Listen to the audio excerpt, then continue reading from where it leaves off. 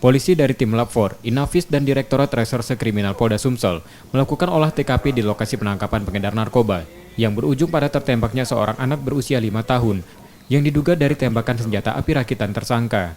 Olah TKP dilakukan untuk mencari proyektil peluru yang ditembakkan tersangka sebanyak 4 kali ke arah polisi saat proses penangkapan. Polisi memastikan peluru yang mengenai anak 5 tahun berasal dari tersangka yang belakangan diketahui merupakan paman korban. Polisi juga mencari barang bukti lain dari rumah tersangka. Polisi menerangkan, saat proses penangkapan tersangka, korban sedang bermain di halaman rumah, tak jauh dari lokasi penangkapan tersangka. Terkait dengan penembakan tadi, memang kita masih kita lakukan penyelidikan, apakah ini terjadi atau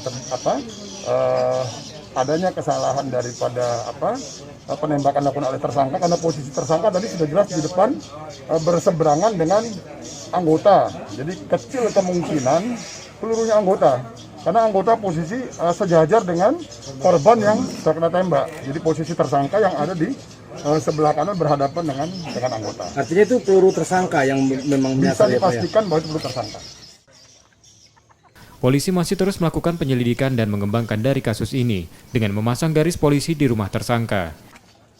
Rezky Oktora, Muklas Diferensial, Kompas TV, Palembang.